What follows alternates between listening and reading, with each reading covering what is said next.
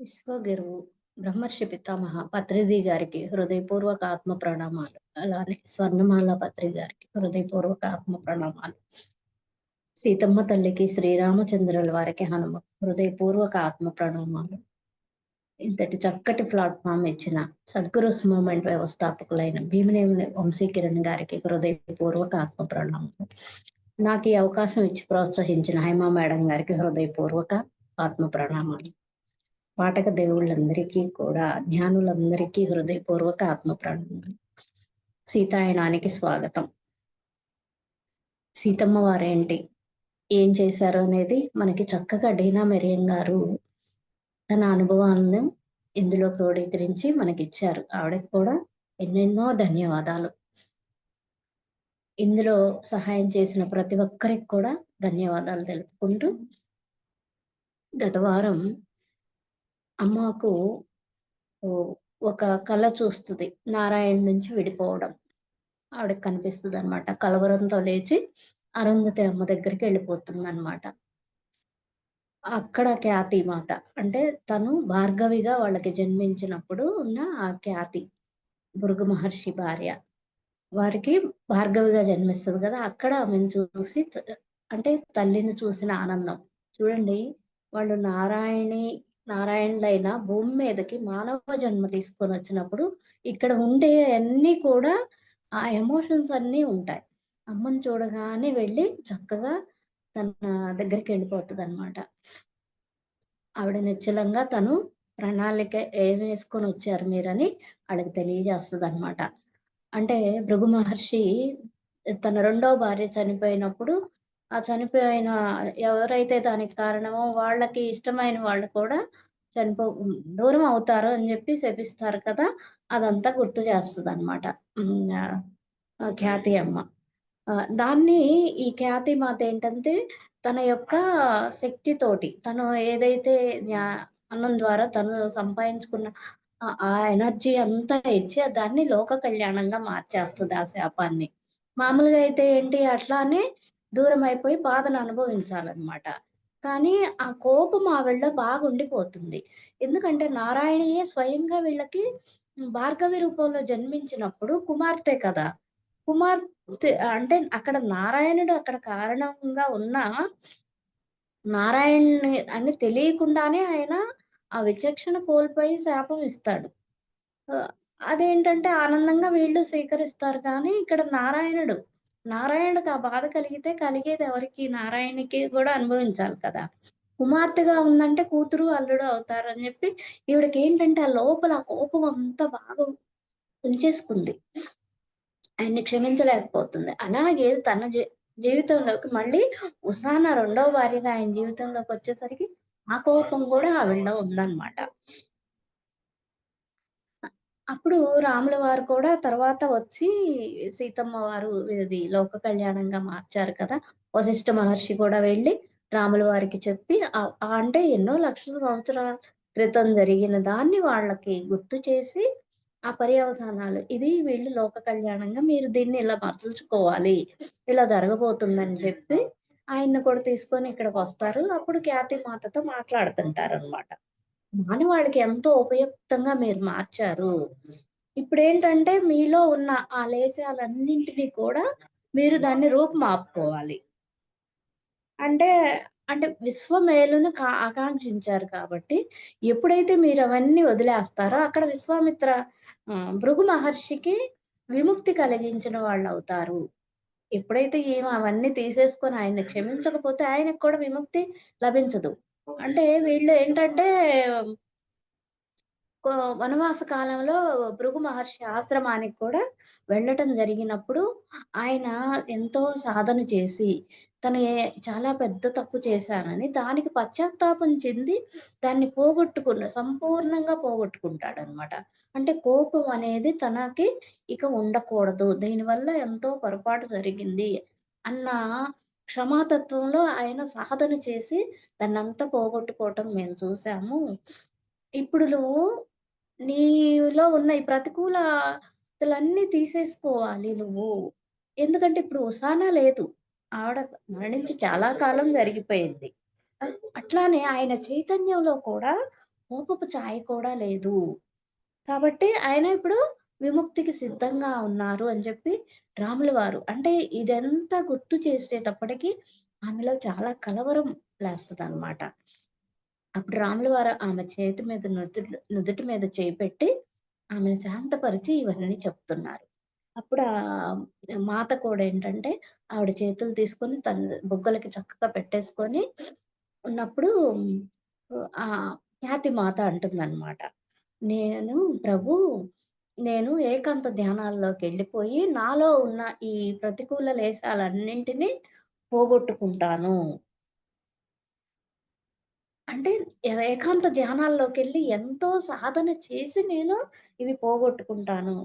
అన్నప్పుడు ఇది చేస్తే మీరిద్దరూ విముక్తికి క భృగు మహర్షి విముక్తికి కూడా ఆహ్, కలిగించిన వాళ్ళవుతారు అని చెప్పగానే ఖ్యాతిమాత రూపం అక్కడ కరిగిపోయి అదృశ్యమైపోతుంది. అంటే ఇంక ఆవిడ ఏకాంత ధ్యానాల్లోకి సూక్ష్మంగా వెళ్ళిపోతారనమాట. ఇక్కడ చూడండి ఆవిడ తపశ్శక్తినంతా కూడా ధారపోయటం. ఆ! అంటే ఇచ్చేస్తదనమాట. ఇక్కడ నారాయణి నారాయణుడికిస్తారా శాపం అని జెప్పి ఆమె ఏర్పరచుకున్న ఆ తపశ్శక్తంతా కూడా ఆహ్, ఏమీ ఆలోచించకుండా వీళ్ళకి లోక కళ్యాణంగా మార్చేస్తదంట. అంటే మానవాళికి మేలు జరగటం కోసం. దీంతో నేను పోల్చుకోవచ్చో లేదో నాకు తెలీదు కానీ, నాకు జరిగిన ఒక అనుభవం. అంటే యూట్యూబ్‌లో అంటే మా నాన్నగారు చనిపోయిన తర్వాత నేను ధ్యానంలోకి రావటం జరిగింది. ఆ తర్వాత కొంతకాలానికి నాన్నగారు ఎర్త్ సోల్‌గా ఉన్నారు అని చెప్పి తెలుసుకున్నాక అంటే ఇక్కడ బంధనాల్లో చిక్కొని చనిపోయిన తర్వాత ఆహ్, వే ఎక్కడి నుంచొచ్చామో అక్కడికెళ్ళాలనే విషయం గూడా అవగాహన లేక ఇక్కడ బంధనాలు కొన్నిటి మీద ఏర్పరచుకోవటం వల్ల ఇక్కడే ఎర్త్ బౌండ్ సోల్స్‌గా ఉండిపోతారు అనే విషయం తెలిసింది. ఇంకా మా పెద్దనాన్నగారు, మా పెద్దమ్మ గారు కూడా అంటే చాలా ఆళ్ళు జీవించి అంటే ఫిజికల్‌గా ఉన్నప్పుడు చాలా ఉన్నతంగా ఉన్నారు. వాళ్ళు కూడా ఎళ్ళలేదంటే ఈ జ్ఞానం లేదు.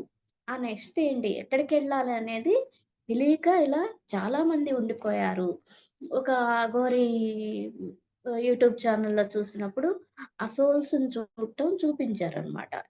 అంటే మనం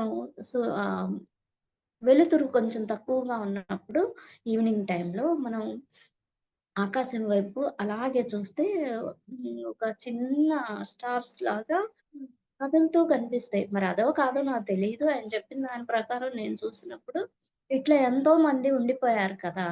నేననుకున్నాననమాట. నాకు గనక ఆ ఎనర్జీ ఉంటే నేను వాళ్ళ ని ఎ ఎందుకు ఇన్నాళ్ళు బాధపడుతూ ఈ ఎర్త్ మీదే కొన్ని వందల సంవత్సరాలు గూడా ఉండేవాళ్ళున్నారనమాట. ఆళ్ళు ఓకే. పంపించగలిగితే నేనిప్పటిదాకా చేసిన ఈ ధ్యాన శక్తిని గూడా నేను ఉపయోగించటానికి ఇది నాకే కావాలి, నేనే ఎదగాలి అని నాకేం లేదు. నాకు కనుక అవకాశం ఉంటే నేను పంపించగలను అనుకున్నాననమాట. అంటే అది నాకు తెలియకుండానే నాకు అలా అయింది. అయితే ఆ తర్వాత కొంతమంది నాకు తెలిసిన వాళ్ళు, తెలియని వాళ్ళు కూడా అంటే నేను అనుకోలేదు. ఇంతకు ముందున్న ఇంట్లో ఉన్న ఆ ఇంటావిడ చనిపోయిందని తెలుసు కానీ వివరాలు నాకేం తెలీదు. ఎళ్ళిన రోజే నాకప్పుడు హెల్త్ బాగోక నిద్రపోతున్నాను. బాడీ ఏమో రిలాక్స్‌డ్‌గా నిద్రపోతుంది. అయితే ఆ సోలొచ్చి అటాక్ చేస్తుందని తెలుసు కానీ నాకు అంటే మనకేదన్నా జరిగినప్పుడు గబుక్కున లేచేస్తాం గదా! అలా ఏం లేదనమాట. నా బాడీ అయితే ప్రశాంతంగా నిద్రపోతూనే ఉంది. అప్పుడు వెంటనే నాకు తెలియకుండానే మహావతార్ బాబాజీని, పత్రిజీ గారిని పిలిచేశాననమాట. వాళ్ళని ఇన్వైట్ చేసుకున్నా. ఆ సోల్ నా మీద అటాక్ చేస్తుంది. అంటే తను కొత్తగా నేను ఆ ఇంట్లోకెళ్తే ఎవరు ఇక్కడ పడుకున్నారు? ఆ సోల్‌కి కూడా తెలీదు కదా! తను ఏం జేస్తుందో కూడా నాకక్కడ తెలీదు. కాకపోతే ఆవిడ నన్ను సఫర్ చేస్తుందనే విషయం తెలిసిందంతే. వెంటనే ఇంకా అప్పుడు మళ్ళీ ఆవిడకి గైడ్ చేస్తున్నాను. "అమ్మ వెళ్ళిపో. ఎందుకిక్కడ భూమి మీద ఉంటావు? చక్కగా మాస్టర్స్ నిన్ను తీసుకెళ్తారు. నీకు కావాల్సినవన్నీ వాళ్ళు చక్కగా చూసుకుంటారు నిన్ను" అని చెప్పి నేను చెప్తున్నాననమాట. ఇలా అది హ్మ్, నిద్రలోనే ఇదంతా కూడా. అది బాగా గుర్తు గూడా ఉండిపోయిందనమాట. అట్లా ఆ ఇంట్లోనే వాళ్ళ బంధువులు నాకు తెలీదు కదా! ఆళ్ళు కొంతమంది కనిపించడం అయిందనమాట. ఆళ్ళని గూడా అలా గైడ్ చేస్తూ అట్లా కొంతమందిని హ్మ్. అంటే మన శక్తిని కూడా అంటే ఎవరివైనా ఆ చైతన్యం నుంచొచ్చిన ఆ చైతన్యాలమే మీరు కూడా మాలాగే మాస్టర్స్ అవ్వాలి అన్న ఆ మాస్టర్స్ యొక్క కోరికలు చూడండి. మనం ఏది కోరుకున్నా కూడా దాన్ని సఫలం జేయడానికి వాళ్ళు ఉన్నారు. అది తెలుసుకోవటానికే మనకిక ఇక్కడ ఉన్న ఈ మాయ మనం చూసిందంతా గూడా అడ్డుపడుతుందని నాకనిపించిందనమాట. అట్లానే గత జన్మల ముద్రలు కూడా ఎంత ఉంటాయి అంటే అవి అంత సులువుగా పోవన్నమాట. ఒక జన్మలో ఒక రాజుబారిగా ఉన్నప్పుడు నేను అంటే అక్కడ నాకు తక్కువ అనుకుంటాను. డిస్టర్బెన్స్‌లో ఉన్నప్పుడు ఒక పాప పుట్టింది. ఆ పాపని అంటే పెద్దవాళ్ళు ఊరుకోరు కదా! అలాగ తీసుకొచ్చి ఒకటిగా ఉంచుతారు కదా! అక్కడ అత్తగారేమో ఆ చిన్న పాపకి 3 హారాలు పెట్టేశారు. ఇంత చిన్న పాపకి డబ్బులున్నాయని పెట్టుకోవటమే గదా! ఆ పాపకి అంటే, అంటే వాళ్ళ ఆనందం వాళ్ళది. అక్కడ నేను అట్లా అనుకుంటున్నా. మా ఎనక వైపేమో రాజమాత అంటే ఆ రాజుగారి నానమ్మ నుంచొనున్నారు. ఫోటోస్ తీస్తున్నారనమాట. సరే అయిపోయింది, అయిపోయింది. ఇక్కడి నుంచన్నా చక్కగా ఉండాలని ట్రై చేస్తుంటే ఆయన ఉండట్లేదు. చివరికేమన్నారంటే, "వీళ్ళు డబ్బుని ప్రేమిస్తారు గానీ, మనుషుల్ని ప్రేమించరు" అన్నారు. అంటే నాకు కూడా ఒక 3 హారాలు వాళ్ళు పెట్టున్నారు. కనిపిస్తున్నాయి నాకు. ఇంకా కోపం బాగా వచ్చిందనమాట. అక్కడ ఎలా ఉన్నానంటే, డబ్బు కాదు, మనుషుల యొక్క వ్యక్తిత్వాన్ని గౌరవిస్తా. ఇప్పటికీ నాకది ఉంటుందనమాట. ఇక్కడ ఎలా ఉన్నానో అక్కడ అలానే అంటే అక్కడిదే ఇక్కడికొచ్చుంటుందనుకోండి. అది నాకు కనిపిస్తుందనమాట. ఈ హారాలు తీసేసి నాదన్న చైన్ ఒకటుంది.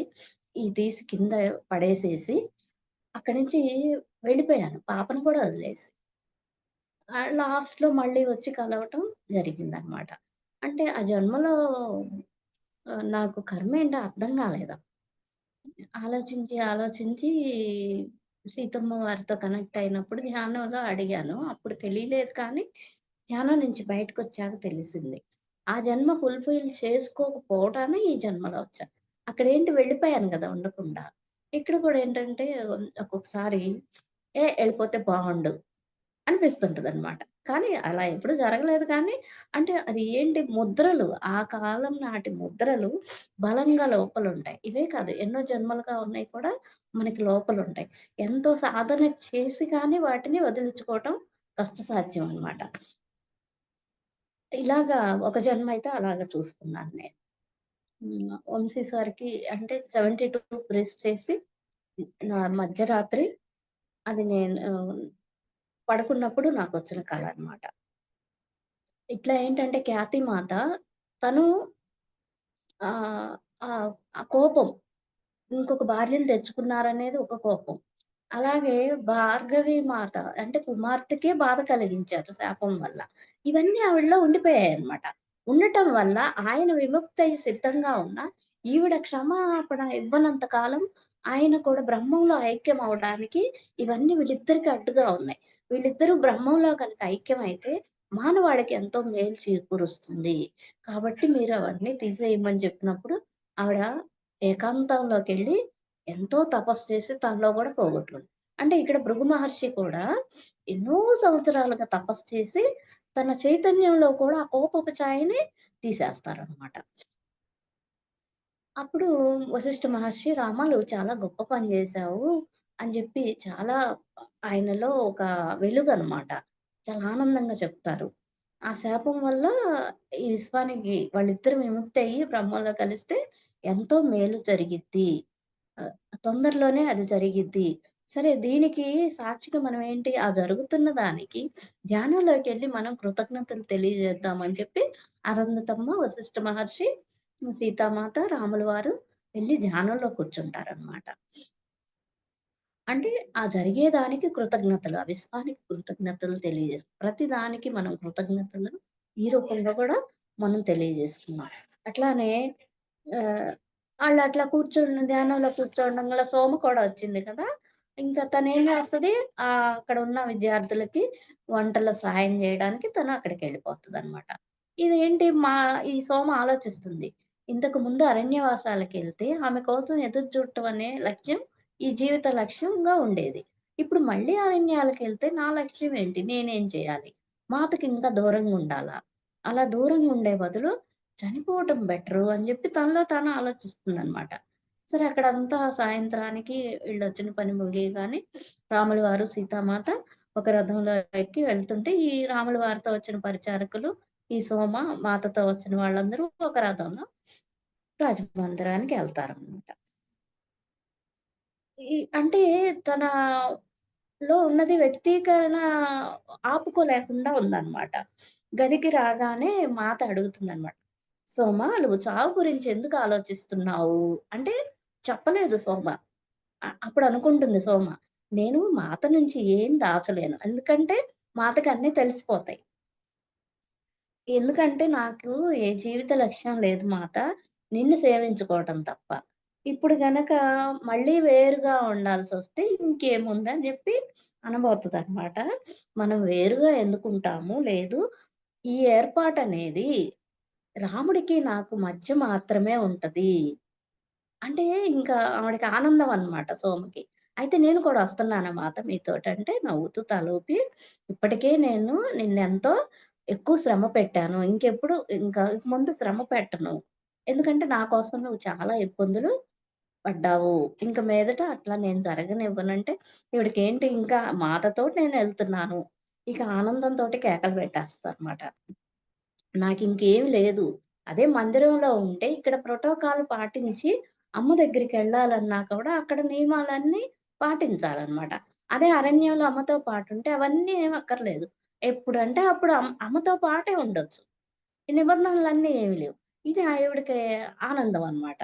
అంటే కొంత ప్రత్యేకమైన సమయంలోనే తప్ప మాతతో పాటు ఉండటానికి అవ్వదు కదా!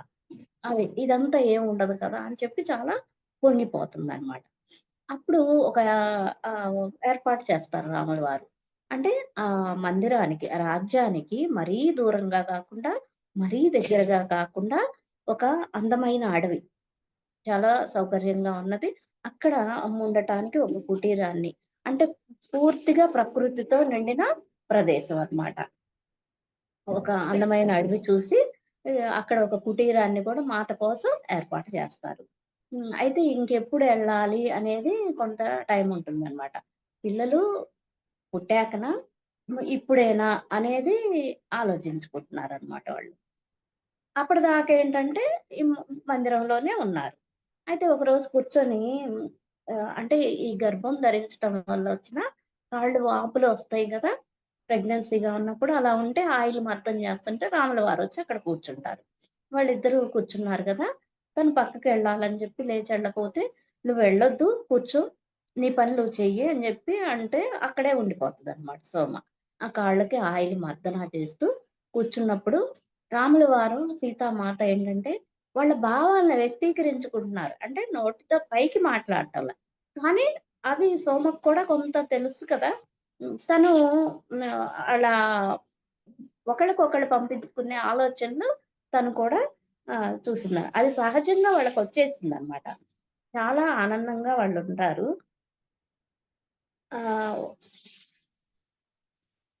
అయితే ఇది వింటూ ఉన్నప్పుడు దీనికేమన్నా అంతరాయం కలుగుతుందేమో, అంటే అక్కడేమన్నా డిస్టర్బ్ జరుగుతుందేమోనని సోముకు భయమనమాట. వాళ్ళు ఆహ్లాదంగా, ఉత్సాహంగా మాట్లాడుకుంటూ ఉన్నారు. పైకి కాకుండా ఆలోచనల ద్వారా. అయితే అక్కడేంటంటే ఆహ్, అది త్వరలోనే పిల్లల కంటే ముందు, అంటే పిల్లలు పుట్టటానికంటే ముందే వెళ్ళాలి. అంటే వీళ్ళు దూరంగా ఉండాలి కదా! ఆ ఏర్పాటనేది ఉంది కదా! అదేంటంటే పిల్లలు పుట్టక ముందే జరగాలి అని సీతామాత అంటుందనమాట. ఈ సోమకేంటి చాలా భయమేస్తది. అయితే లక్ష్మణుడు తీసుకెళ్ళటం ఉత్తమం అని నేననుకుంటున్నానని మాత అంటదనమాట. చాలా ప్రశాంతమైన స్వరంతోటి మామూలుగా మాట్లాడతారిప్పుడు. రె అంటే రేపు ఉదయమే ఇంట్లో వాళ్ళందరూ మేలుకొనక ముందే, అంటే ఇంట్లో వాళ్ళు నిద్ర లేవక ముందే వెళ్ళాలి. అయితే మా రాముల వారు "సీత నువ్వు సిద్ధంగా ఉన్నావా?" అని. అంటే తలూపి "మరి మీరు?" అని అడుగుతుందనమాట. అంటే సరే నేను సిద్ధంగానే ఉన్నాను. మరి మీరు కూడా దీనికి సిద్ధపడ్డ ఉన్నారా అని. అంటే ఇది ఎందుకు జరగబోతుందో అనేది మనం ఎప్పుడూ కూడా జ్ఞాపకం ఉంచుకోవాలి. ఎందువల్ల సా అంటే ఏం సాధించబోతున్నాము దీనివల్ల? అట్లానే భృగు మహర్షి, ఋషి ఖ్యాతుల విముక్తి విశ్వానికి ఎంతో ఆనందాన్నిస్తుంది. అంటే దానివల్ల విశ్వానికి ఇంకా ఎంతో మేలు జరుగుతుందనమాట. దీనికి ఎన్నో కారణాలుండటం నేను చూశాను. అంటే రాముల వారు చెప్తున్నారన్నమాట. దానికి సంబంధించిన కారణాలు ఇంకా ఎన్నో ఉన్నాయి. ప్రపంచాట్ ప్రపంచానికి ఎడబాటన్నది లేదనేది మనం చూపించాలి. రాములు రాముడు ఎక్కడుంటే సీత అక్కడే. సీత ఎక్కడుంటే రాముల వారు అక్కడే. ఇది మనం ఇచ్చే సందేశం. అంటే దూరంగా ఉన్నా కలిసే ఉన్నాము. అది ఎలాగా అనేది మనం చేసి చూపిద్దాము. ఇది మానవాళికి వీళ్ళు ఇవ్వబోయేదన్నమాట. అయితే వేరుగా ఉన్నా కూడా ఇలా కలిసి ఉండటం అనేది సాధ్యమే అని వీళ్ళు నిరూపించాలి దీని ద్వారా. ఇది ఈ భౌతిక లోకంలోకి మనం తీసుకొచ్చిన ప్రేమ, ఇప్పుడు అది అందరికీ తెలుస్తుంది. అందరికీ అర్థమవుతుంది. అంటే ఒకరోజు మనం ఇక్కడ లేనప్పుడు, అంటే వీళ్ళు లేనప్పుడు కూడా ఏర్పాటు తెచ్చిన బాధను అధిగమించటం అవసరము. అంటే భౌతికంగా ఇక్కడ లేకపోయినా, అంటే ముందు రోజుల్లో ఆ ఏర్పాటు అంటే దూరంగా ఉండటం అనే బాధని అధిగమించటం చాలా అవసరము. అంటే దూరంగా ఉన్నారు అనే భావన రాకుండా ఉండటం. ఇక్కడ చూడండి ఇదెందుకు సాధ్యం అంటే రావణ యుద్ధం అప్పుడు రాముల వారి నుంచి ఒక గొప్ప కొత్త ప్రేమ. అప్పటిదాకా భూమండలం మీద లేని ప్రేమని అంటే భూమండలమే గదా! లోకం అంతా కూడా ఒక కొత్త ప్రేమను తీసుకొచ్చి చూపించారు. ఇక్కడ కరెక్ట్ అవుతుందో లేదో తెలీదు కానీ ఒక సంఘటన నాకు జరిగింది. ఏంటంటే ఈ ప్రేమ అంటున్నారు కానీ ఇదేంటి అని నాకు కొంచెం కన్‌ఫ్యూజన్ ఉండేది. అదేంటంటే మా ఇంట్లో చర్చ జరుగుతుంది. ఒకళ్ళ అంటే ఎలా ఏంటి అన్నప్పుడు నేనక్కడ ఒక సలహా ఇచ్చాను. దానికి నన్ను కోప్పడ్డారు. ఏంటి ఇష్టమైతే తీసుకోవాలి సలహా లేకపోతే లేదు కదా! నాకెందుకు అని జెప్పి అక్కడి నుంచి ఎళ్ళిపోయాను. అయితే నేను ధ్యానంలోకి రాకముందున్న స్థితికెళ్ళిపోయాననమాట. అంటే కోపము, బాధ వస్తుంది. ఒక 20 మినిట్స్ అయిన తర్వాత నే ఈ ఈ భౌతిక దేహంలో అది స్టాప్ అయిపోయింది. తర్వాత ఇన్నర్ బాడీలో అది వస్తుందనమాట. అప్పుడు నేనేమంటున్నాను, అయిపోయింది నేను పడ్డాను కదా! మళ్ళీ నువ్వెందుకు పడతావు? అంటే సూక్ష్మ దేహంలో ఆ ఎమోషన్స్ అట్లాగే వస్తున్నాయన్నమాట. ఇక్కడ నేను ఎలా అయితే ఫీల్ అయ్యానో భౌతికంగా అది ఇన్నర్‌లో కూడా. ఆ 20 మినిట్స్ అయిన తర్వాత ఇంక నా పని అయింది. వెళ్లి పడుకున్నా. పడుకున్న చాలా సేపటికి మళ్ళీ ధ్యాన స్థితిలో పడుకున్నా. నా సోల్ బయటికొచ్చి కూర్చొని మెడిటేషన్ చేస్తున్నా. ట్రాన్స్‌పరెంట్‌గా ఉందన్నమాట. అంటే ఒక వాటర్ తోటి ఒక మన దేహం ఎలా అయితే ఉంటుందో అలాగా. బయటకొచ్చి కూర్చొని ధ్యానం జేస్తుంది. అది నేను చూసాను. అంటే నిద్రలో కనిపిస్తుందనమాట. అయితే నాకు ఎక్కడ విన్నానో, ఎలా విన్నానో నాకు తెలీదు కానీ, కుండలిని శక్తి ఇదెందుకో పట్టుకుంది. అదేంటో తెలీదు. అది మరి ఏదన్నా గత జన్మల్లో అది సాధించకుండా బాడీ వెకేట్ చేశానేమో నాకు తెలీదు సాధనలో. హ్మ్. అట్లా నాకు యాక్టివేట్ అవుతుంది. నా లోపల నుంచి గిరగిరా తిరుగుతూ, ఆ వెన్నుపాము చుట్టూ తిరుగుతూ సహస్రారం నుంచి బయటికెళ్ళిపోతుంది. అది అనుభవం అయిందనమాట అక్కడ. తర్వాత 2 డేస్ తర్వాత ఒక వీడియోలో ఒక మాస్టర్ యొక్క అనుభవం వింటున్నాను. పత్రిజీ గారు హ్మ్. ఆయనకెలా ఇది చేసిందని విన్నప్పుడు నాకది అర్థమైంది. అంటే చూడండి మనకి కొన్ని నియమాలు ఉన్నాయి కదా! సూత్రాలు. నో కామెంట్, నో జడ్జ్‌మెంట్, హ్మ్. నో కంప్లెయింట్ ఇట్లా. అలాగే ఈ 18 సూత్రాల్లో కూడా ఇతరుల వ్యక్తిగత విషయాల్లో సలహాలివ్వద్దు, వేలు పెట్టొద్దు. అక్కడ నేనేం చేశాను వేలు పెట్టాను. అక్కడ యాక్చువల్‌గా నాకు అయింది. అది చూడండి మనం ఎమోషన్స్ క్యారీ చేస్తూ ఉన్నప్పుడు మనం ఏం చేస్తాం, ఈ పిల్లల మీద చూపిస్తాం. ఆ తర్వాత బాధపడి వాళ్ళకి ఏ చాక్లెట్టో ఏదో ఇచ్చి దగ్గరికి తీసుకుంటాం. ఇది అందరికీ చిన్నప్పుడు అనుభవం ఉండే ఉంటుంది. ఎందుకంటే నాకు కూడా ఉంది కాబట్టి. అది గుర్తొచ్చిందనమాట. అట్లా ఇతరుల వ్యక్తిగత విషయాల్లో ఎలిపెట్టినప్పుడు పత్రిజీ గారు అంటే హాస్టల్‌గా నాకు పడింది. ఎందుకంటే ధ్యానంలోకి రాకముందున్న స్థితికెళ్ళిపోయాను. అంత పడిపోయి ఉన్నాననమాట. అయితే అది జాలేసి మరి చూడండి ఎంత ప్రేమో. ఆ కుండలిని శక్తి అనేది అసలు యాక్చువల్‌గా ఇప్పటికి నాకు పెద్దగా ఏం తెలీదు దానికి. ఈ అక్కడ హాస్టల్‌గా నాకు అది అనుభవంలోకి తెచ్చారనమాట. ఆ!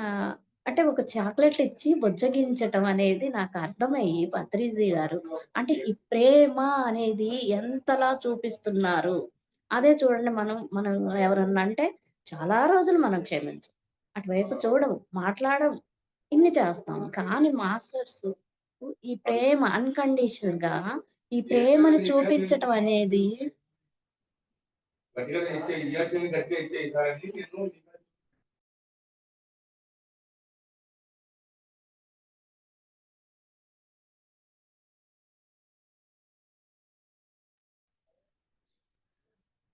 అట్లా ప్రేమను చూపించారు మాస్టర్సు. అంటే ఎంతలా మనల్ని ఈ వాళ్ళు ఇచ్చేస్తున్నారు అనేది నాకర్థమైనాక నాకు భలే అనిపించి కాసేపు మెడిటేషన్ చేసి పడుకున్నాను. మత్తుగా అనిపించి. అక్కడ పత్రిజీ గారి శక్తి స్థల్ లోపల అంటే అంతా గంధం పొడి ఉంది.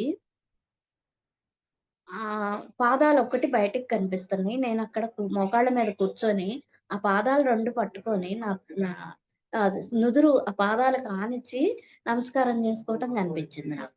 అక్కడ ఆ బాడీలో ఎంత వినయం ఉంది అంటే, ఈ బాడీలో అయితే లేదనిపిస్తది నాకు. అంత వినయంతోటి నేను పత్రిజీ గారికి దండం పెట్టుకోవటం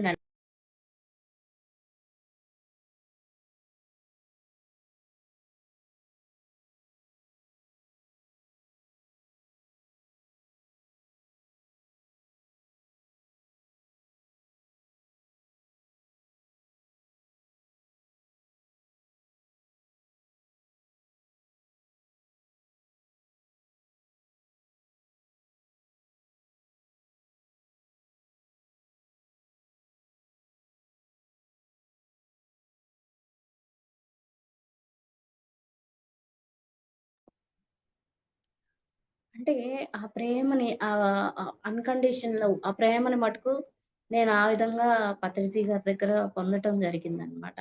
అట్లానే ఈ కొత్త రకమైన ప్రేమనివ్వడం ఆహ్, అంటే అన్‌కండిషనల్‌గా అంటే మనం ఏమిస్తున్నామని వాళ్ళు చూడరు. మనం కూడా ఒక మాస్టర్‌గా ఎదగటం కోసం వాళ్ళు ఎంతగా మనల్ని ఇచ్చేస్తున్నారనేది నాకర్థమైందనమాట. అంటే వీళ్ళు దూరంగా ఉండి కూడా ఆహ్, మనం ఒకటిగా ఉన్నాము అని తెలియజేయటం అనేది వీళ్ళు నిరూపించి చూపించాలి మనం అంటే. సరే ఇంకప్పుడు సోమని వెళ్ళమని చెప్పటం జరిగింది మాతప్పుడు. తర్వాత వాళ్ళ మధ్య ఇంకా ఏమేమి నిర్ణయించుకున్నారో, మందిరంలో వాళ్ళకేం చెప్పాలో అంటే కారణాలు చెప్పాలి కదా! ఇవన్నీ కూడా సోమకేం తెలీదు. అడగను కూడా మాతను అడగదనమాట. కాకపోతే ఏమనుకుంటుందంటే, మాతకి ప్రకృతిలో జీవించటం ఇష్టం కాబట్టి, ఆ పిల్లలు ప్రకృతిలో హ్మ్. అంటే ప్రకృతిలో ఉండటానికి, అక్కడ సేద తీరటానికెళ్తుంది అని చెప్పుండొచ్చు అని అనుకుంటుందనమాట.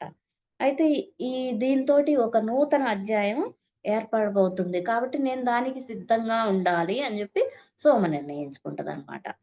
ఇదంతా కూడా సోమ అనసూయకి, వాళ్ళ అమ్మకి చెప్తూ ఉంటుంది గదా! ఈ విషయాలు సీతామాత కథలు చెప్తుంది అని తెలిస్తే దూరం నుంచి కూడా చాలామంది ఆమె ఆ కథలు వినటం కోసం వచ్చేవాళ్ళనమాట. ఈవిడ ఆపి చూస్తదనమాట. చూస్తే అందరూ చాలా మంది కూర్చొనుంటారు. అక్కడ ఒక పానీయాన్ని ఆవిడ లేచెళ్ళి వచ్చిన వాళ్ళకి ఏదో ఒకటి పెట్టటం ఈవిడకి తృప్తనమాట. మాతకిష్టము. వచ్చిన వాళ్ళకి తృప్తిగా ఏదన్నా పెట్టాలి అని. ఆ! ఇంక మళ్ళీ మొదలు పెడతదనమాట వాళ్ళకదిచ్చిన తర్వాత. వీళ్ళు అడవికి రాగానే మొట్టమొదటగా ఒకళ్ళొస్తారనమాట. ఎవరంటే శాంత. శ్రీరాముని యొక్క అక్కగారు. అంటే శ్రీరాముడికి ఒక అక్కుందనే విషయం నాకు చానాళ్ళు తెలీదు. ఎప్పుడో ఒకసారి చాగంటి గారి ప్రవచనాల్లో కొంచెం విన్నానంతే. ఇక్కడ మనకి ఆవిడ రావటం జరిగిందనమాట. అంటే వీళ్ళందరికంటే ముందు కౌసల్యకి శాంత అనే ఒక అమ్మాయి జన్మిస్తదనమాట. కుటీరం దగ్గర, తలుపు దగ్గర నిలబడి ఉండంగా ముని దుస్తుల్లో ఒక స్త్రీ అటుగా రావటం జూస్తే మాత నవ్వుతూ ఎదురెళ్ళి ఆమెకు నమస్కరించి లోపలికి రమ్మంటదనమాట. అంటే పెళ్లి తర్వాత శాంతను ఒక్కసారే చూస్తదావిడ. వీళ్ళ పెళ్లయిన తర్వాత. తర్వాతేంటి సోదరులు అంటే రాముడి యొక్క సోదరులు పుట్టక ముందే కౌసల్యకి అంటే రాముడు వీళ్ళెవరు పుట్టక ముందే శా ఈ శాంత జన్మిస్తదనమాట. అయితే ఈమె ఋష్యశృంగ మహర్షితోటి వివాహం జరిగినా హ్మ్. ఆమెకు ఆసక్తి లేక ఏంటంటే రాజమందిరంలో ఉండటం ఇష్టం లేక ముని జీవితానికి వెళ్ళిపోతదనమాట. అట్లా అయోధ్యకు దూరంగా ఉండటం వల్లేంటంటే, చాలా అరుదుగా మాత్రమే ఈమొచ్చేది. దాదాపు అందరూ మర్చిపోతారు. ఎవ్వరు ఈమె గురించి కూడా మాట్లాడరు. ఒక కౌసల్య మాటే ఆవిడకి ఎదురు చూస్తుంటదనమాట కూతురు ఎప్పుడన్నా వస్తుందా అని. అంతే తప్ప అందరూ మర్చిపోతారనమాట. అయితే రాముల వారి యవ్వనంలో ఉండంగా ఈమె రాముల వారికి ఆదర్శం ఈ శాంతే. అంటే ఈమె ముని జీవితం గడిపారు కదా! అయితే చిన్నతనంలోనే చాలా సార్లు కల్లోకొచ్చేదనమాట. ఆ విధంగా వాళ్ళిద్దరూ మధ్య బంధం అనేది ఏర్పడింది. అయితే ఋష్యశృంగ మహర్షిని ఎందుకు పెళ్లి చేసుకుంది ఈవిడ? ఒక రాజుకి కదా ఇవ్వాల్సింది. అయితే దశరథ మహారాజుకి ఈమె జన్మించిన తర్వాత ముగ్గురిని వివాహం చేసుకున్నా ఆయనకి ఇంక పిల్లలు లేరు. అయితే పుత్రకామేష్టి యాగం చేస్తే పిల్లలు పుడతారు అని చెప్పి తెలిసిన తర్వాత అది చేసేది అంటే చూడండి కొంతమందికే కొన్ని ప్రత్యేకతలుంటాయి. అట్లా ఈ ఋష్యశృంగ మహర్షి చేయాలి. ఈయనేంటి జనంలోకి రాడు. ఆడవాళ్ళని అసలు వివాహం అనేది ఆయనకి లేదు. అయితే వివాహం జరిగిన తర్వాతే చేయాలది. ఈయన వివాహం జేసుకోరు. కానీ ఎట్లా? అదెట్లా సాధ్యం? ఆ తండ్రి బాధపడుతున్నాడని ఆయన దగ్గరికెళ్తదనమాట. ఆయన కొండ మీదుంటారు. అంటే నేను విన్న కథ అనమాట ఇది. కొండ కిందేమో ఆయన తండ్రి ఉంటుంటారనమాట. అయితే ఎవ్వరిని కొండ మీదకి రానివ్వడాయన. ఆయనని డిస్టర్బ్ చేస్తే ఊరుకోడు. శపిస్తాడు. అందుకని భయపడి ఎవరు ఎళ్ళరు. ఆయన సాధనలు చేసుకుంటూ ఉండేవాళ్ళనమాట. అయితే ఈమె ఎళ్ళినప్పుడు ఆయన "వద్దమ్మా! నువ్వెందుకు అనవసరంగా ఇదవుతావు" అంటే, "లేదు నేను సేవ చేసుకుంటానని" చెప్పి ఈవిడ ఎళ్తది. ఆయన ఏమన్నా కానీ ఆయనకు కావాల్సిన పనులన్నీ చేసి పెడుతుంటాదనమాట. ఆయన బట్టలు ఉతికి పెట్టడం, ఆయన లేచినప్పుడు ఆ ధ్యానం నుంచి ఆయనకి ఆహారం సమకూర్చడం, ఆ ప్లేసునంతా కొంచెం నీట్‌గా ఉంచటం. ఇదంతా చూసి తర్వాత అడిగినప్పుడు ఆవిడ చెప్తదనమాట. ఇట్లా మీరు ఒక యాగం చేయాలి మా తండ్రి గారి కోసం అన్నప్పుడు, సరే నేనింక ఇక్కడే ఉండిపోతాను. మీరు వివాహం చేసుకున్నా, చేసుకోకపోయినా అన్నప్పుడు, ఇంక ఈవిడ సేవలకు మెచ్చి ఆయనేంటంటే ఈమెని వివాహం చేసుకున్నాక పుత్రకామేష్టి యాగం చేసిన తర్వాత దశరథ మహారాజుకి రాముల వారు ఆహ్, భరత శత్రుఘ్నులుగా జన్మిస్తారు లక్ష్మణుడు. అంటే ఇది పుత్రకామేష్టి యాగము ఏంటి అని మనకనిపించొచ్చు. ఇక్కడ నేను నండూరి శ్రీనివాసరావు గారి అనుభవం చెప్తాను. ఆయనకేంటంటే ఒక సంతానం కలిగిన తర్వాత ప్రాబ్లమ్ వల్ల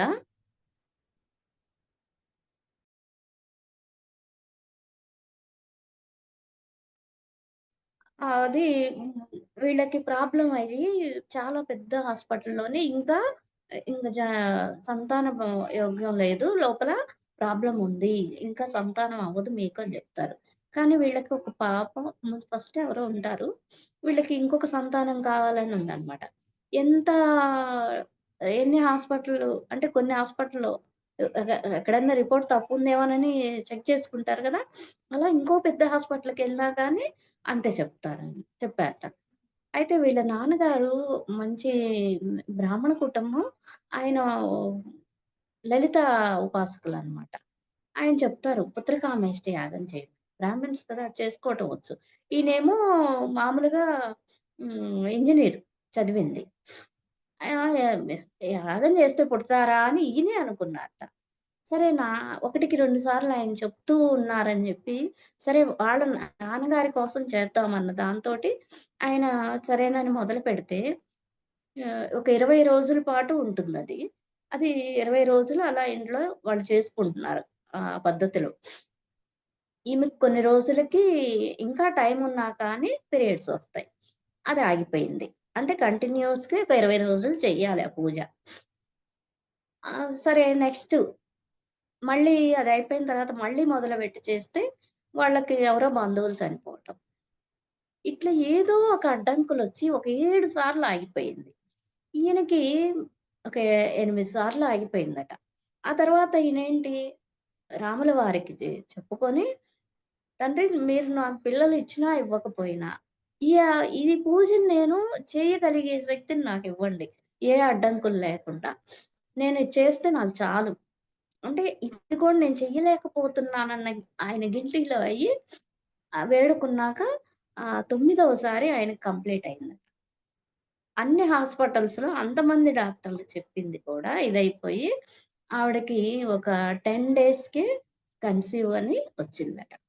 అంటే ఇవన్నీ కూడా మనం పురాణ గాథలు అయి అనుకుంటాం. ఆ మంత్రాల యొక్క శక్తో మనకి తెలియదు కాబట్టి, మనం దాన్ని కొట్టి పడేయడానికి లేదు. ఇది ఆయన అనుభవం అన్నమాట. పుత్రకామేష్టి యాగం ద్వారా సంతానం ఎలా కలుగుతుంది అనేది. ఆయన చేసి ఆ అనుభవం పొందారనమాట. తండ్రి కోసం ఆయన కోరాడులే ఇదంతా అవుతుందా అన్న వికల్పం పెట్టుకొని చేశారు గాబట్టి అది అవ్వలేదు. ఆ తర్వాత ఆయన ఆ భగవంతుడిని వేడుకొని ఈ పూజ కంప్లీట్ చేస్తే చాలు నాకు. మీరిచ్చినా ఇవ్వకపోయినా. అంటే దాన్ని ఎక్స్‌పెక్టెన్స్ లేకుండా చేసినప్పుడు చూడండి అది సక్రమంగా అయ్యి వాళ్ళకి సంతానం కలిగింది. ఇది పుత్రకామేష్టి యాగం యొక్క రిజల్ట్ అన్నమాట. ప్రత్యక్షంగా ఇప్పుడు జరిగింది. ఈ కాలంలో, మన కాలంలో. ఆ పూజ వల్ల. అయితే ఈ శాంత ఋష్యశృంగ మహర్షి తోటి రాజమందిరంలో ఉండొచ్చు ఈవిడ. అయినా దాన్ని ఇష్టపడకుండా ముని జీవితానికే ఎళ్తదన్నమాట. అప్పుడు వనవాస కాలంలో యవ్వనంలో ఉండంగా వశిష్ఠ మహర్షి, విశ్వామిత్ర మహర్షి ఈయనకి శిక్షణ ఇస్తున్నప్పుడు రాముల వారికి, ఈయన ఆదర్శంగా అక్కనే పెట్టుకుంటారనమాట.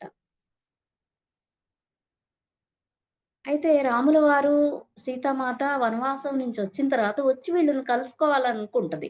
అయితే కొంచెం లేట్ అవుతది. ఈలోపే మళ్ళీ మాత అరణ్యాలకి రావడం తెలిసి ఆవిడకి ఎంతో బాధ కలిగిద్దనమాట. నేను విన్నది నిజమేనా? అసలేం జరిగింది? అని జెప్పి అక్కడే అడుగుతుందనమాట. మాత వెంటనే ఆవిడని కౌగిలించుకొని కోపంగా శాంత ఏంటంటే ఆవిడని విడదీస్తదనమాట.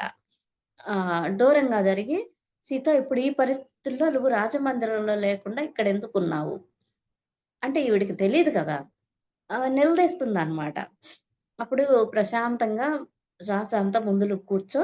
చాలా దూరం నుంచి నువ్వొచ్చావు. ముందు ఏదైనా కొంచెం తిను. ఆ తర్వాత మనం మాట్లాడుకుందాం" అని జెప్పి ఆవిడని శాంతపరిచి, ఆవిడకి భోజనం పెట్టిన తర్వాత అంటే బలవంతం జేస్తదనమాట. లేదు, లేదు అని జెప్పి. అంటే కారణం తెలుసుకోవాలి. ఈ పరిస్థితుల్లో నువ్విక్కడెందుకున్నావు? రాజమందిరంలో చక్కగా పురుడు పోసుకోవాలి. ఈ అరణ్యాల్లో ఏ సౌకర్యం లేని చోట నువ్వుండడం ఏంటి? అని జెప్పి ఆవిడ అన్నప్పుడు ఆవిడకి ముందు భోజనం పెట్టి, ఆ తర్వాత కూర్చోబెట్టి, నేను నీకు గతాన్ని చూపిస్తాను అని జెప్పి ధ్యానంలో ఇద్దరు కూర్చుంటారు. అప్పుడు భృగు మహర్షి ఉసాన మరణము, అక్కడ భృగు మహర్షి శాపం ఇవ్వడము, అట్లానే ఖ్యాతి మాత దాన్ని నిర్వీర్యం జేసేసి లోక కళ్యాణంగా మార్చటము. ఇదంతా కూడా ధ్యానంలో చూపిస్తదనమాట శాంతకి. శాంత గూడా సాధకురాలే కాబట్టి ఆవిడ కూడా చూస్తది అక్కడ. అంటే తర్వాత ఇదంతా కూడా సోమకి చెప్తదనమాట. అంటే ఇలాగా చేశాను నేను అని. అయితే అదంతా చూసిన తర్వాత శాంతకేంటంటే కళ్ళల్లో నీళ్లు తిరుగుతాయన్నమాట. అయితే "నువ్వు కూడా శాపాన్ని అంగీకరిస్తున్నావా?" అన్నమాట. అంటే ఆ శాపాన్ని నువ్వు అంగీకరిస్తున్నావు. అంటే శాపాన్ని అంగీకరించాల్సిన పని కూడా కొన్ని ఉండకపోవచ్చు కానీ అడుగుతుందన్నమాట. "నువ్వు నీ భర్త ముని జీవితాన్ని అంగీకరించి మందిరంలో సుఖాలన్నీ వదులుకున్నావు గదా!" అంటే ఎదురు ప్రశ్నిస్తుందన్నమాట. నువ్వు మందిరంలో చక్కగా జీవితాన్ని జీవించొచ్చు. ఆ వివాహం అయిపోయింది. ఇంక అక్కడ వాళ్ళకి అది అయిపోయింది. కానీ నువ్వు ఆ ముని జీవితాన్ని ఎంచుకొని ఎళ్ళిపోయావు కదా! మందిరంలో చక్కగా సుఖంగా ఉండొచ్చు గదా! అంటే మందిరంలో ఉండొచ్చు కదా! అని సీతామాతను అడుగుతున్నప్పుడు ఎదురు ప్రశ్న వేస్తుందనమాట సీతామాత. అట్లాగే ఇక్కడ వేరే చాలా కారణాలున్నాయి నేనిక్కడ ఉండడానికి. అవి కాలక్రమంలో ఏంటనేవి తెలుస్తాయి. నా పిల్లలు కూడా నాకులాగానే అరణ్యంలో స్వేచ్ఛగా సంచరిస్తూ, మందిరంలో కట్టుబాట్లకు దూరంగా పెరగాలి. అట్లా అని వాళ్ళకి బాల్యంలో నేను శిక్షణ ఇవ్వదలుచుకున్నాను. అది అయోధ్యలో ఉంటే సాధ్యపడదు కదా!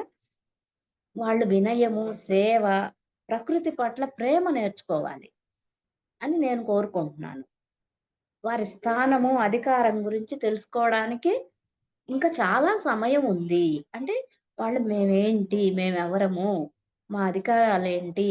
ఇవన్నీ తెలుసుకోవాలంటే ఇంకా చాలా టైముంది. అప్పుడు వాళ్ళది తెలుసుకుంటారు. అని జెప్పి మాత యొక్క మనోగతాన్ని శాంత ముందు ఉంచిందనమాట. అంటే ప్రకృతి ఒడిలో స్వేచ్ఛగా పెరగాలి. వాళ్ళకి ప్రేమ, వినయము ఉండాలి. సేవ చేయటం నేర్చుకోవాలి. అదే మందిరంలో ఉన్నారనుకోండి, ఇప్పుడు రాజు బిడ్డలుగా ఏ పని చేయబోయినా చేయనివ్వరు. ఎవరి పట్లన్నా వినయం ప్రదర్శించబోయినా వీళ్ళు ఎలా ఉండాలి అనేది ఒక బౌండరీ ఉంటది వాళ్ళకి. అవన్నీ చేయటానికి అక్కడుండదు. కానీ వీళ్ళు ఇవన్నీ కూడా ఇక్కడనుకో ఎవ్వరు ఏ అబ్జెక్షన్‌లు పెట్టరు. అక్కడ గురుకులంలో అందరి పిల్లలతో పాటు పెరుగుతూ, ఆ ప్రేమని, అభిమానాన్ని, ఆ గురువు పట్ల వినయాన్ని, ప్రతి ఒక్కళ్ళ పట్ల వినయాన్ని ఇవన్నీ వాళ్ళు తెలుసుకోవటానికి ఇక్కడ సాధ్యమవుతది. కాబట్టి ఆహ్, ఇంకా వాళ్ళకేంటి వాళ్ళ ఉన్న అధికారం ఏంటి? వాళ్ళ స్థాయి ఏంటి? వాళ్ళ స్థానం ఏంటి? అది ఇంకా చాలా కాలం తర్వాత తెలుసుకుంటే సరిపోతది. ఇంకా టైం ఉంది దానికి అని చెప్పి చెప్తుందనమాట. అప్పుడు శాంత అంటుంది, "ప్రపంచం నీ త్యాగాన్ని ద్వారా ఎంత ప్రయోజనం పొందుతుందో, అయితే అయోధ్య ప్రజలలో అంటే స్త్రీలకు గౌరవం లేకపోవటం నాకు విచారాన్ని కలిగిస్తుంది." అంటే ఇక్కడేంటి, అక్కడ ఒక అపవాదనేది పడింది గదా! అమ్మకి. అంటే ఇట్లా అయోధ్యలో స్త్రీలకి గౌరవం లేదు గదా మరి. అందుకని ఈమెకి బాధ కలుగుతుందనమాట. వెంటనే మాత ఏంటంటే, ఆవిడ నోరు మూసేసి, "అలా అనకు" అని జెప్పి మృదువైన స్వరంతోటి, "రాముడు అత్యధికంగా గౌరవించేది నిన్నే." అంటే వీళ్ళు ఆ అరణ్యాల్లో సుదీర్ఘ ప్రయాణం తర్వాత సోదరుల గురించి ఎంతో ప్రేమగా, సున్నితంగా మాట్లాడినా నీ మాట వచ్చేసరికి ఆ చెప్పే విధానము, ఆ స్వరము మారిపోతాయి.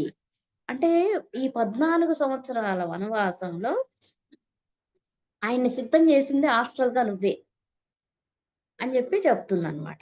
నీ కృషి ద్వారానే ఇది సాధ్యమైంది. నువ్వు అలా శిక్షణ ఇచ్చావు హాస్టల్‌గా. అందువల్లే మాకు అదంతా కూడా సునాయాసనంగా అయింది.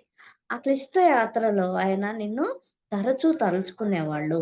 ముఖ్యంగా తిండి, నీడ దొరకనప్పుడు ఆయనకి నువ్వు ఆదర్శానివి. మరి అంతేగా అడవిలో అంటే అన్నీ ఉంటాయనేం లేదు గదా! ఇవ్ అవి దొరకనప్పుడు ఆయనకి శాంత గుర్తొచ్చేదనమాట. ఆవిడ ఎలా ఉండేది? ఆమెను ఆదర్శంగా తీసుకొని రాముల వారు ముందుకెళ్ళిపోయేవాళ్ళనమాట.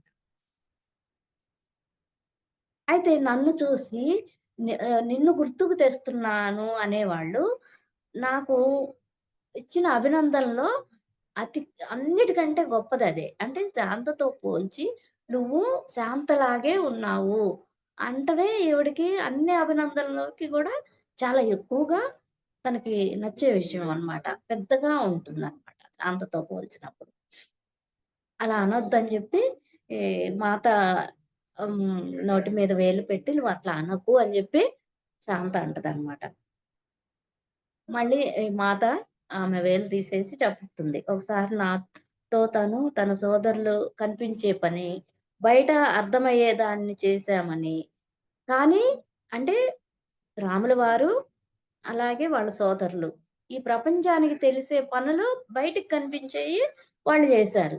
అయితే ఈ కనిపించని పనిని అదృశ్య లోకాల్లో అవసరమైన దాన్ని మౌనంగా గుర్తించబడదానిని మనం చేశామని అన్నారు. అని జెప్పి చెప్తుంది. అంటే అదృశ్య లోకాలలో అది ఎవరికీ తెలీదు. అదృశ్య లోకాల్లో ఏం జరుగుతుందో. అక్కడ అవసరమైంది ఏమైతే ఉందో అంటే అదెవరు గుర్తించలేరు. ఆ పనిని మనిద్దరం చేశామని జెప్పి రాముల వారు చెప్పేవాళ్ళట సీతమ్మతోటి. ఆహ్, మనం కోరుకున్నది కూడా అదే కదా! ఛాయల్లో ఉండి అవసరమైన దాన్ని చేయటం, ఏమీ కోరుకోకుండా ప్రపంచానికి మేలు చేకూర్చటం. మనం ఎన్నుకున్న మార్గం అదే కదా! అంటే ఈళ్ళు చేసే తపస్సంతా కూడా శాంత కానీ, అమ్మ చేసే పనులు ఏవి కూడా తెలియవు. అంటే అదృశ్య లోకాల్లో కూడా చాలా మార్పులు ఏవో అవి మనకైతే ఇక్కడ చెప్పబడలేదు. ఎన్నో మార్పులకి వీళ్ళ యొక్క త్యాగఫలం. అవన్నీ కూడా ఎవరికీ కనపడవు, తెలియవు వీళ్ళు చేసింది. అయితే అది మనం ఎంచుకొనే వచ్చాం కదా! అని జెప్పి శాంతతోటి అంటుంది. శాంత జీవితం కూడా అదే కాడు. ఆవిడ ముని జీవితమే జీవిస్తుంది. ఆయన చిన్నతనంలో నువ్వు తరచుగా కలల్లోకి వస్తూ ఉండటాన్ని బట్టి తనకొక అక్క ఉన్నదని తెలుసుకున్నారట. అంటే ఎవరు రాముల వారికి చెప్పలా. తరచూ ఒక అమ్మాయి కల్లోకొస్తుంటే ఆ కలలను బట్టి నాకొక అక్క ఉన్నది అనే నిర్ధారణకి ఆయనొచ్చారనమాట. శాంత మొహం మీద విశాలమైన నవ్వు అప్పుడు కనిపిస్తది. మేమిద్దరం పరస్పరం కలల్లోకి వచ్చేవాళ్ళం. అంటే వాళ్ళిద్దరూ ఒకళ్ళకొకళ్ళు కలల్లో కనపడి ఒక చిన్న పిల్లవాడు నా దగ్గరకొచ్చి బోధ చేసేవాడు. అంటే ఈమెకు కావాల్సిన సమాచారాన్ని ఒక చిన్న పిల్లాడి రూపంలో రాముల వారెళ్లి ఈమెకేం చెప్పాలో అది చెప్పేవాళ్ళట. వ్యక్తిగతంగా మేము అరుదుగా కలుసుకున్నప్పటికీ కూడా మా మధ్య గొప్ప ప్రేమ పెంపొందింది. అంటే చూడండి అది ఎప్పుడో ఒకసారి కలుసుకోవటమే తప్ప ఎక్కువ వీళ్ళు తరచు కలుసుకున్నది కూడా లేదు. అయినా కలల్లోకొచ్చి ఒకళ్ళకొకళ్ళు సాయం చేసుకోవటం, మాట్లాడుకోవటం వి దానివల్ల వీళ్ళ మధ్య చాలా గొప్ప ప్రేముందనమాట. అయితే మాట మళ్ళీ చెప్తుంది. దశరథ మహారాజు చివరి రోజుల్లో మీరు ఆయన పక్కనే ఉన్నారని నాకు తెలుసు. అంటే కొడుకులందరూ కూడా వీళ్ళు వనవాసానికెళ్తారు. వీళ్ళని తీసుకురావడం కోసం భరతుడు రాజ్యానికి తిరిగొచ్చిన తర్వాత తెలుసుకొని తల్లిని తిట్టేసి ఆయన రాముల వారిని తీసుకొస్తానని చెప్పి వస్తారు గదా! అంటే భరత సైన్యులు కూడా వచ్చేస్తారు. ఆయనకప్పటికే ఆరోగ్యం బాలేదు గదా! దశరథ మహారాజుకి. అప్పుడు శాంత వస్తదనమాట తండ్రిని చూడటానికి. ఆయన చెయ్యి పట్టుకొని ఆయన చివరి టైంలో శాంత ఆయన పక్కనే కూర్చొనుంటదనమాట. అయితే కుటుంబం వల్ల విడిపోవటం వల్ల అంటే కుటుంబం అంతా ఇట్లా వేరైపోయి అంత పెద్ద అగాధం ఏర్పడింది గదా! రాముల వారిని అరణ్యాలకు పంపించటం వల్ల.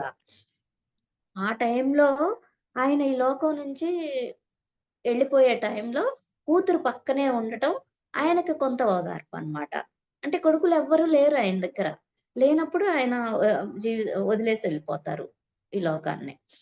అయితే ఈ విషయం రాముల వారు నాకు చెప్పి తన జీవితాంతం అంటే శాంత ఉండి వీళ్ళు లేని లోటును భర్తీ చేసింది. నేనెప్పటికీ ఆవిడకి కృతజ్ఞతతోటే ఉంటాను. విధేయుడినై ఉంటాను. అంటే ఈయన ఉండాలి. తండ్రికి అవసాన దశలో కొడుకులు అందరూ ఉండాలి సంతానం. కానీ లేని పరిస్థితి. అయితే అక్కడ శాంతొచ్చి ఆ లోటును భర్తీ చేసింది. కాబట్టి ఆమెకు నేనెంతో కృతజ్ఞతతోటి ఉంటాను. ఎప్పటికీ కృతజ్ఞుడినై ఉంటానని చెప్పారు. అంటే నేను చెయ్యలేని పనిని అక్క చేసింది దగ్గరుండి. చివరి క్షణంలో ఆయనకి ప్రశాంతతను అందించింది. ఆయన దానివల్ల ఎంతో తృప్తి పడ్డారు. అయితే తన ఎంతో ఇబ్బందులు పడి అక్కడికెళ్తది. అంటే ఎంతో దూరాన ఉంటుంది గదా! అడవుల్లో ప్రయాణం చేసి రావటం. నీ త్యాగాలకు నాకు కానీ, రాముడికి కానీ తెలియనివి కావు. అంటే నువ్వు చేసిన త్యాగాలు కూడా చాలా గొప్పవి అని జెప్పి సీతామాత అక్కడ శాంతకి చెప్తుందనమాట. ఇదంతా కూడా ఆ కుటీరంలో జరుగుతూ ఉంటుంది. Thank you masters. Thank you. నాకు ఈ అవకాశం ఇచ్చినందుకు మనస్ఫూర్తిగా ధన్యవాదాలు తెలియజేసుకుంటున్నాను. ఇప్పటి వరకు శ్రద్ధగా విన్న మీ అందరికీ కూడా ధన్యవాదాలు.